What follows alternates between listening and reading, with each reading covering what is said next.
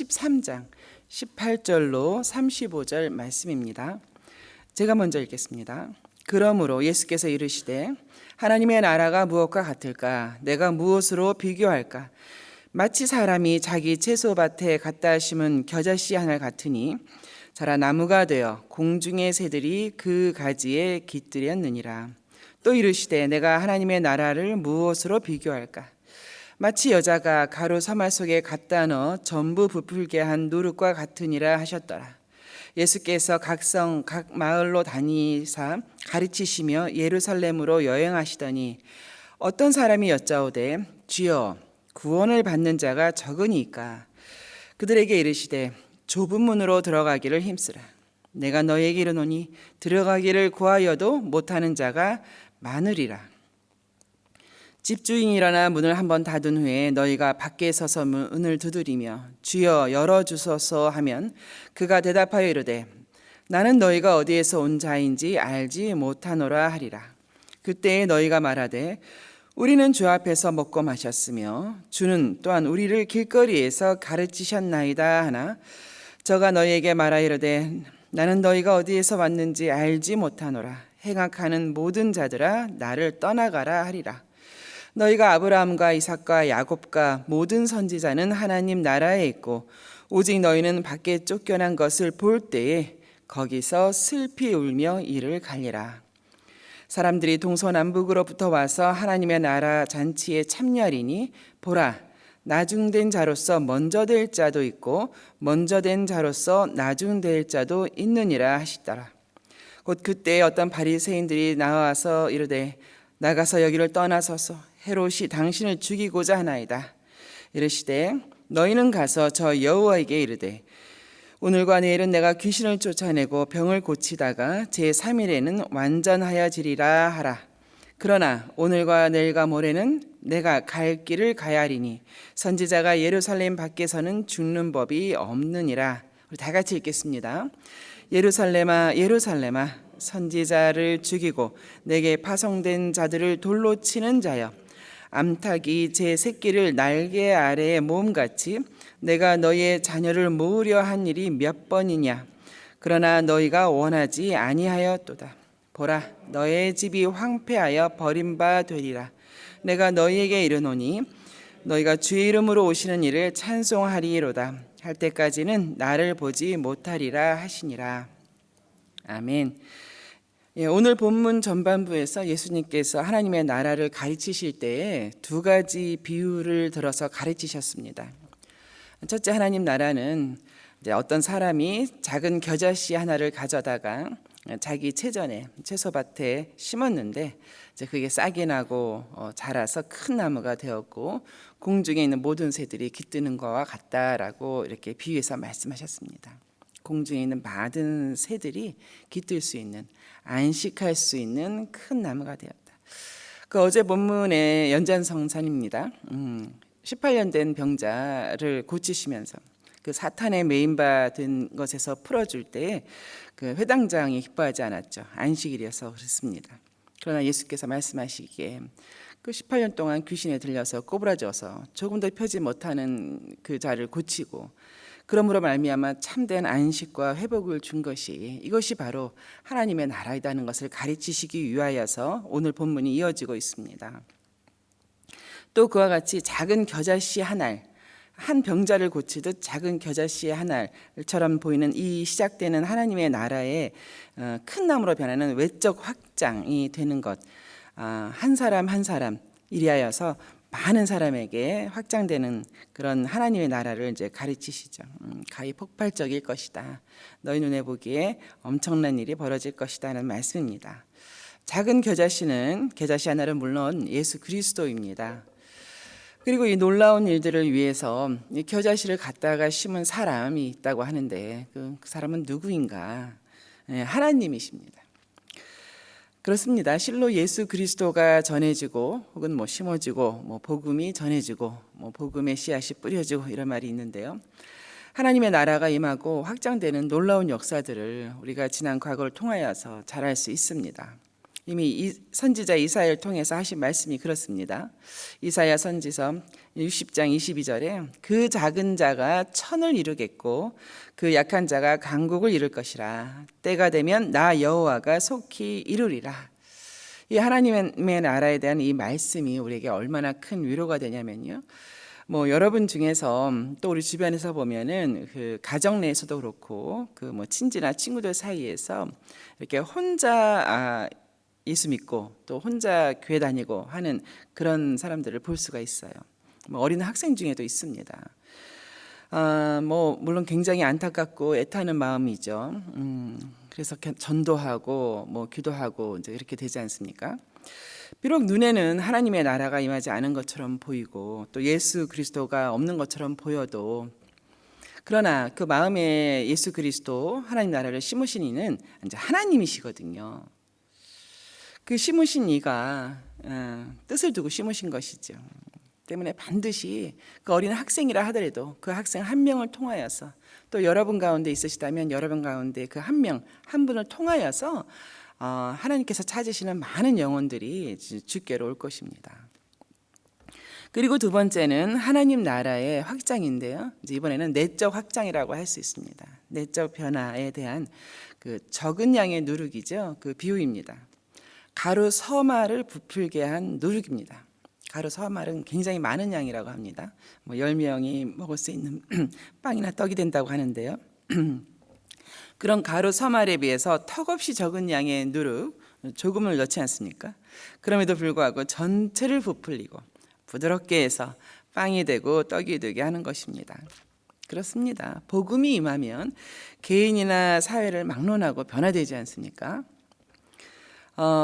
이렇게 사람은 변하지 않는다고 하는데요. 기질적인 면에서는 변하지 않는 면도 있겠지만 그 복음이 임했을 때 그 사람이 변화되는 부분은 굉장히 크지 않습니까?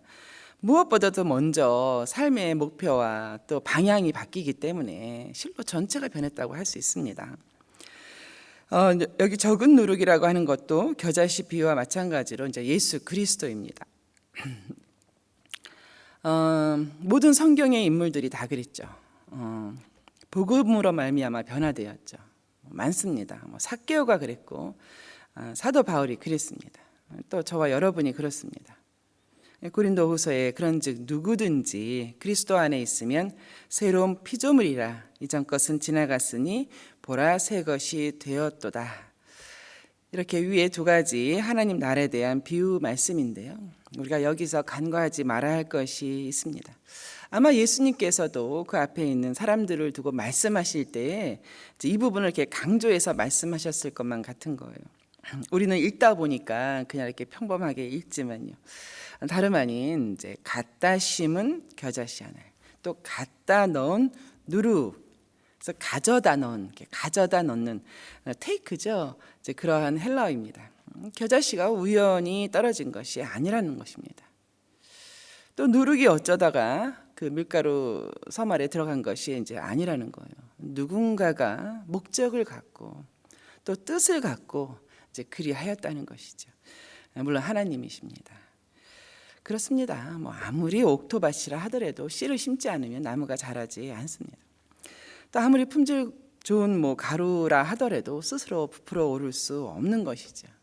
선하신 하나님께서 이제 선한 뜻을 갖고 우리 가운데 하나님 나라를 시작하게 기업으로 또 주신 것입니다.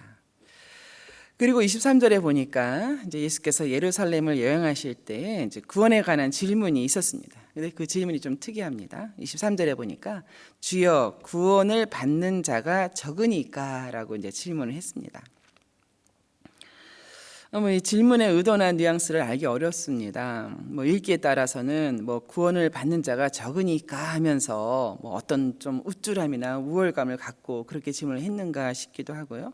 왜냐하면 보통은 주여 구원하여 주소서, 나를 불쌍히 여기소서, 어떻게 해야 구원을 얻겠나이까 하는 좀 이렇게 간절한 질문을 하지 않습니까? 그래서인지 예수께서는 24절 하반부에 들어가기를 구하여도 들어가지 못하는 자들이 많다 하시면서 구원받지 못하는 자들이 어떤 자들인지 다음 두 가지로 말씀하셨습니다.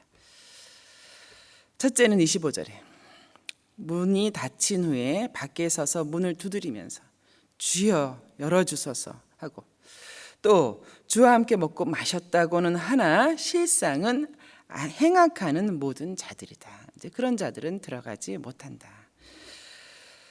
예수께서는 이런 상황에 남 얘기가 아니다. 이것이 다른 어떤 사람들의 얘기 아니라 바로 그 구원받는 자가 정리하고 질문하는 바로 너희들이라 해서 본문을 보시면 너희들란 말이 지속적으로 나오지요.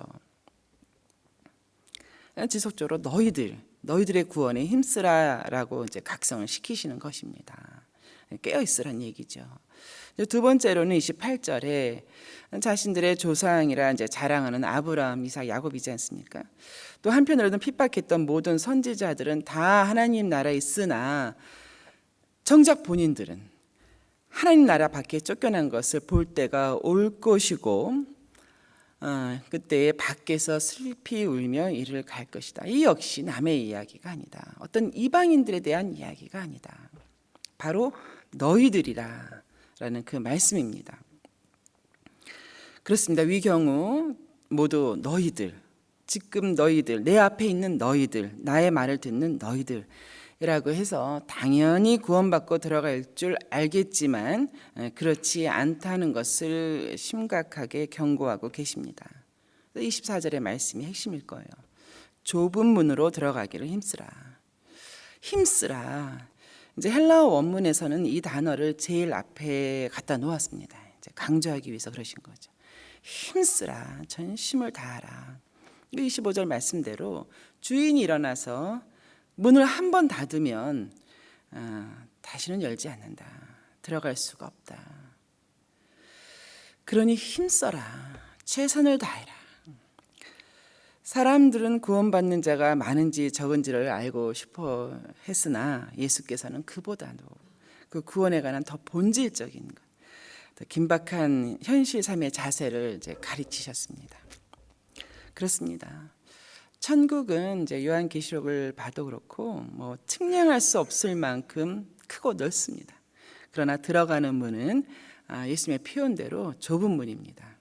좁은 문, 여러 가지 의미로 쓰셨을 것 같아요. 저희가 다 같이 알다시피 좁은 문이라고 하는 그 표현에는 천국에 들어갈 수 있는 문이 여러 개 있는 것이 아니라 오직 하나다. 예수 그리스도 외에는 문이 없다라는 이제 의미가 있습니다. 또 한편 이 좁은 문이라고 하는 것이 또 우리에게 이 삶을 살아가는 우리에게 또 어떤 메시지를 던져주는가 이렇게 묵상을 해보면요, 사람마다 다 성령 하나님께서 주시는 메시지가 다르겠죠. 낮은 문이라고 하면 낮은 문이면 좀 이렇게 자세가 낮추고 겸손하고 그런 어떤 삶의 자세를 가르친다고 저희가 이제 배울 수 있겠는데, 좁은 문이라고 하셨단 말이죠. 저 개인적인 묵상은 이렇습니다. 좁은 문이구나. 그러므로 내가 이 땅에서 이것저것 모은 것들 이렇게 하나름 들고 그렇게 가지고는 들어갈 수 없는 좁은 문이구나. 그게 재물이 됐던 학벌이 됐던 요즘 흔히 스펙이라고 하잖아요. 아니면 어떤 큰 엄청난 공로가 됐든 성공이든 유명세든 간에 그 이 땅에서 이것저것 다 끌어모은 것들 이고 지고 안고 이렇게 부풀려서 그렇게 해서는 결코 들어갈 수 없는 문이구나. 오직 하나님께서 보시는 마음의 중심, 또 마태복음 그 산상보훈이라고 하죠. 5장, 6장, 7장 그런 마음, 그런 그리스도 예수께 초점 맞춘 마음과 삶이 아니고는 들어갈 수가 없는 것이구나. 그런데도 그런 것들을 다 붙들고 만약에 있다면 어떻게 되겠는가? 뻔하지 않습니까? 오늘 본문의 말씀대로 이런 저런 거 다 붙들고 모으느라고 모든 생명과 시간이 귀한 것을 다 버리고 난다면 결국 그 문 앞에서 들어가지도 못하고 또 그 붙들고 앉아 있느라고 시간 끌고 다음으로 미루고 할 때에 오히려 순식간에 문이 닫히고야 말 것이다는 것이 주는 또 메시지가 아닌가 싶습니다. 그러므로 오늘을 사는 저와 여러분은 어떻습니까? 혹시 너무 많은 것들을 준비하고 가져갈 것처럼 그거 들고 들어갈 면 더 환영을 받을 것처럼 그렇게 준비하는데 모든 시간을 다 쏟고 있지는 않은가 이제 생각해 보게 됩니다. 좁은 문으로 들어가기를 힘쓰라 하시는 예수님의 말씀이 가르침이 참으로 심오합니다. 더욱더 깊이 묵상해야 할 주의 말씀이시죠. 그렇게 우리 같이 깊게 묵상하고 또 주께서 주시는 말씀이 다 각자가 다르게 있으실 거예요. 그 말씀대로 행해가고 순종하고 실천해 가면서 참된 안식과 영생을 누리시는 저와 여러분 되시기를 주의 이름으로 축원합니다. 예, 우리 아까 부르셨던 찬송가 새 찬송가는 516장, 통일 찬송가는 265장입니다. 옳은 길 따르라 의의 길을 우리 1절과 2절 부르시고 같은 기도 제목으로 기도하겠습니다.